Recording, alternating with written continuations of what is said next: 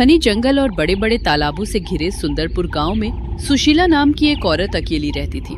उसका घर गांव के आखिरी छोर पर पुराने तालाब के पास बना हुआ था। दिन के समय सुशीला बिल्कुल सामान्य दिखाई देती थी, लेकिन उसकी एक आदत बहुत अजीब थी।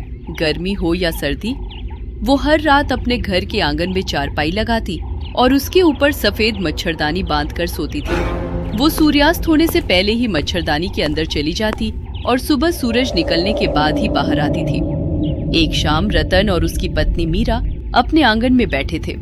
मैंने आज तक किसी को इतनी जल्दी सोते नहीं देखा। अभी सूरज भी पूरी तरह नहीं डूबा और सुशीला ने अपनी मच्छरदानी लगा ली। आखिर उसके घर के अंदर ऐसी क्या परेशानी है कि वो रोज आंगन में सोती है? कुछ दिनों पहले मैंने उससे यही सवाल पूछा था।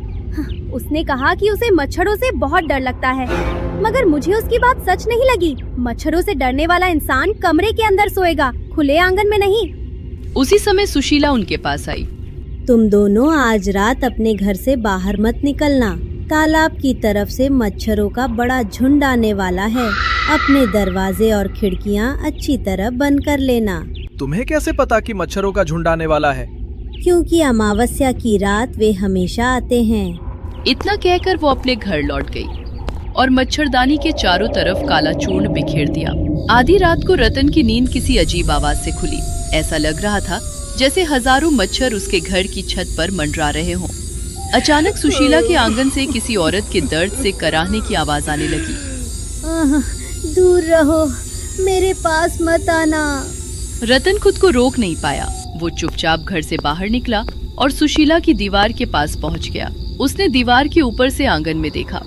उसका शरीर बुरी तरह कांप रहा था। कुछ ही क्षणों में सुशीला एक भयानक चुड़ैल में बदल गई। रतन डर कर पीछे हटा, लेकिन उसका पैर सूखे पत्तों पर पड़ गया।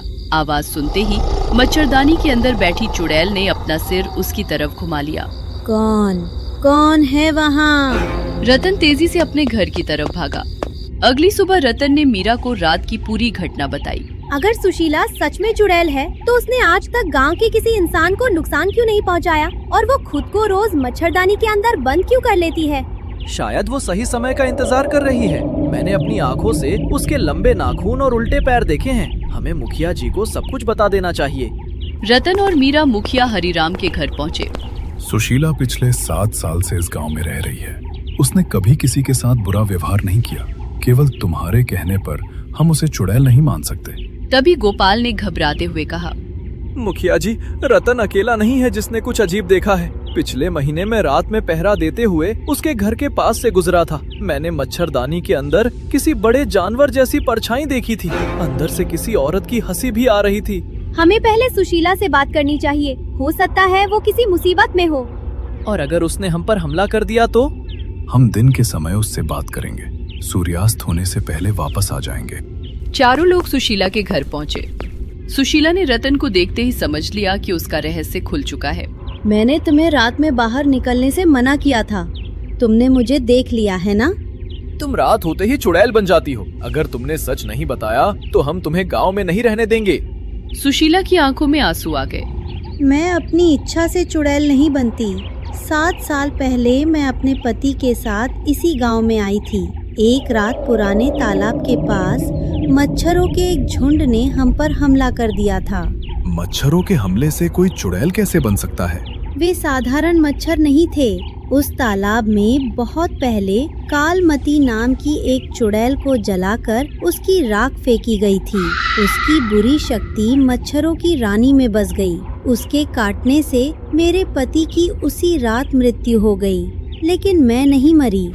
तब से सूरज डूबते ही मैं चुड़ैल बन जाती हूँ। रात में अगर कोई मच्छर मुझे काट ले तो वो मेरे खून के साथ इस श्राप को किसी दूसरे इंसान तक पहुँचा सकता है। इसीलिए मैं मच्छरदानी के अंदर सोती हूँ। मैं खुद को नहीं, पूरे गांव को बचा रही हूँ। तुमने इतने साल तक किसी को सच क्यों नहीं बताया? मुझे डर था कि गांव वाले मुझे मार देंगे। मच्छरदानी के चारों तरफ जो काला चूर्ण डालती हूँ वो उन शापित मच्छरों को कुछ दूरी पर रोकता है, लेकिन उसकी शक्ति अब कम हो रही है। अगर वो चूर्ण काम करना बंद कर देगा तो क्या होगा? मच्छरों का झुंड मच्छरदानी फाड़ देगा। मेरे खून की एक बूंद मिलते ही हजारों मच्छर शापित हो जाएंगे। फिर वे जिसे भी काटेंगे वो अगली अमावस्या को चुड़ैल बन जाएगा। तभी दूर पुराने तालाब की दिशा से हजारों मच्छरों के भनभनाने की आवाज सुनाई दी। सुशीला का चेहरा सफेद पड़ गया। आज अमावस्या नहीं है, वे दिन में बाहर आ गए हैं। इसका मतलब मच्छरों की रानी जाग चुकी है। मुखिया हरिराम को जंगल में रहने वाले बूढ़े तांत्रिक भैरवनाथ की याद आई। सभी लोग तुरंत उसके पास पहुँचे। कालमती की शक्ति अब पूरी तरह जागने वाली है।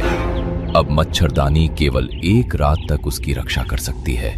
अगली सुबह तक मच्छरों की रानी को नष्ट नहीं किया गया तो ये श्राप पूरे गांव में फैल जाएगा। उस रानी को कहाँ ढूंढेंगे? तालाब के आसपास तो लाखों मच्छर हैं। पुराने तालाब के बीच एक सूखा पेड़ खड़ा है। उसकी खोखली जड़ में मच्छरों की रानी ने घोंसला बनाया है। उसे साधारण आग से नहीं मारा जा सकता। सुशीला के शापित खून की एक बूंद सरसों के तेल में मिलाकर दिया जलाना होगा। उसी आग से उसका घोंसला नष्ट होगा। लेकिन मेरा खून लेने के लिए मच्छरदानी खोलनी पड़ेगी। रात में जैसे ही मैं बाहर आई, कालमती की आत्मा मेरे शरीर पर अधिकार कर सकती है। इस काम में सबसे बड़ा खतरा तुम्हें ही उठाना होगा। श्राप तुम्हारे खून से शुरू हुआ था और तुम्हारे खून से ही समाप्त होगा।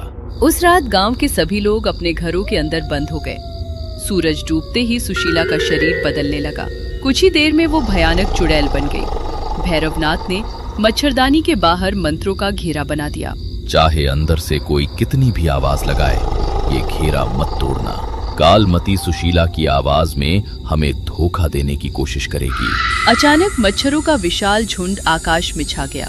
उसने सुशीला की मच्छरदानी को चारों तरफ से घेर लिया। अंदर से सुशीला की चीख सुनाई दी। मीरा, मुझे बचाओ, ये मच्छर मच्छरदानी के अंदर आ गए हैं। मीरा आगे बढ़ी, लेकिन भैरवनाथ ने उसका हाथ पकड़ लिया। ये सुशीला नहीं बोल रही, मच्छरदानी मत खोलना। अगले ही पल अंदर से किसी दूसरी औरत की डरावनी हंसी सुनाई दी। मच्छरदानी खोल दो, नहीं तो मैं इसकी गर्दन तोड़ दूंगी।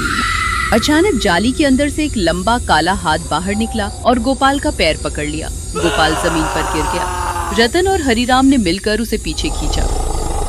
सुशीला ने पूरी ताकत लगाकर अपने हाथ पर नाखून मारा। उसके हाथ से निकली काले खून की एक बूंद भैरवनाथ के कटोरे में गिर गई। जल्दी जाओ, मैं इन्हें ज्यादा देर नहीं रोक पाऊंगी। भैरवनाथ ने खून को सरसों के तेल में मिलाकर दिया जला दिया। रतन और मीरा उस दिए को लेकर पुराने तालाब की तरफ भागे। गोपाल और हरिराम उनके पीछे जलती हुई मशालें लेकर चल रहे थे। तालाब के बीच खड़े सूखे पेड़ तक पहुंचने के लिए उन्हें कमर तक काले पानी में उतरना पड़ा। मीरा ने अपने चेहरे को कपड़े से ढक रखा था। रतन दोनों हाथों से दिए को बचाते हुए आगे बढ़ रहा था। जैसे ही वे सूखे पेड़ के पास पहुँचे, उसकी जड़ों के बीच से एक बहुत बड़ा मच्छर बाहर निकला। उसका आकार किसी कौवे के बराबर था। उसकी आंखें लाल और मुंह खून से भरा था। यही मच्छरों की रानी है, इसके पीछे घोंसला बना हुआ है। मच्छरों की रानी रतन पर झपटी। गोपाल ने जलती मशाल से उसे पीछे हटाया, लेकिन उसकी मशाल बुझ गई। रतन, जल्दी करो, हमारे पास ज्यादा समय नहीं है। रतन ने शापित दिया पेड़ की खोखली जड़ में फेंक दिया। काले रंग की आग पूरे घोंसले में फैल गई। हजारों मच्छर जलते हुए पानी में गिरने लगे। मच्छरों की रानी ने मीरा पर हमला किया और हरिराम ने जलती हुई लकड़ी उसके पंख में मार दी। मच्छरों की रानी सीधे काली आग में जा गिरी। उसके जलते ही तालाब के अंदर से कालमती की भयानक चीख गूंज उठी। मेरा श्राप कभी समाप्त नहीं हो सकता। सूखा पेड़ टूटकर तालाब में गिर गया। पानी के ऊपर फैला काला धुआं धीरे धीरे गायब होने लगा। उधर सुशीला के आंगन में मच्छरदानी अचानक जमीन पर गिर गई। भैरवनाथ ने तुरंत उसे हटाया। अंदर सुशीला बेहोश पड़ी थी। उसके लंबे नाखून और भयानक चेहरा धीरे धीरे सामान्य होने लगे। उसके गले पर बना काला निशान भी गायब हो गया। सुबह होने पर सुशीला ने अपनी आंखें खोली।